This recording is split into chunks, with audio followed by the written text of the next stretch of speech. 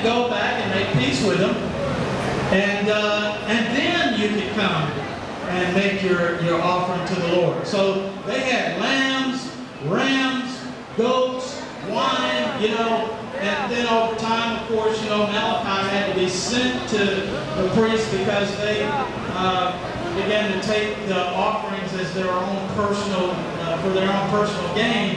And Malachi says, well, you have indeed robbed me of tithes and offerings, and that's what he's referring to there. But anyway, this was one of the reasons why they brought the gifts, was to make an atonement for sin. In Leviticus 17:11, it says this, for the life of the flesh is in the blood, and I have given it unto you upon the altar to make an atonement for your souls. For it is the blood that makes atonement for the soul, says the Lord. So Jesus had come to fulfill that, to offer himself.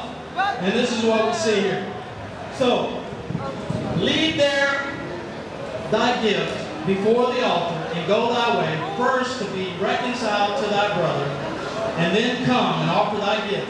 Agree with thine adversary quickly, whilst thou art in the way with him, lest at the time, any time, the adversary deliver thee to the judge, and the judge deliver thee to the officer, and thou be cast into the prison.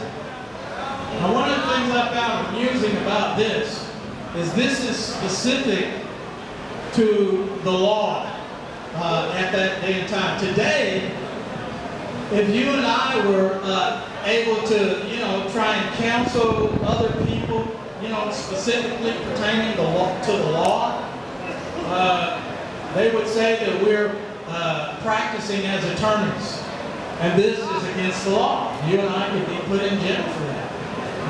But Jesus he's able to express things that pertain specifically to the law and the judgment in this time and era. So you got to realize the Pharisees were a little bit offended also by this. The fact that he's expert in understanding the law that is written, not having been part of their Sanhedrin, their school, or their judgment, but he's able to describe things that are in the law and then exceed their understanding. So this is a pretty heavy thing for him to be describing this. You got to realize him and John the Baptist, both. John the Baptist had sort of insulted King Herod's second wife. He kind of referred to her as nothing but a common adulteress, and she's seeing herself as a queen. She had been married to Herod's brother, Philip, and divorced him, and then married another, which was against the law according to Jesus. And John the Baptist, he doesn't see her in this light, and she gets offended and actually finds a way to get him beheaded. So, speaking again about the law was something that was quite offensive in that day and time. Verily I say unto you, thou shalt no means come out thence till thou hast paid the uttermost farthing. Uttermost is like the most. If you had a fine of $100, $200, and $300, the uttermost would be $300. A farthing was a measure of payment at that time. And so Jesus explains something that is a little bit more than what the Pharisees had in their mind of the law. This was very offensive to them. The next time when we get to Luke's account, this Matthew 5 is one of the few chapters that seems to coincide quite well in the gospel with all the others. Matthew, Mark, and John, and they seem to all concur, in this chapter. In Luke's account, the next time they're talking, Jesus is replying to the Pharisees, why do you go about to kill me?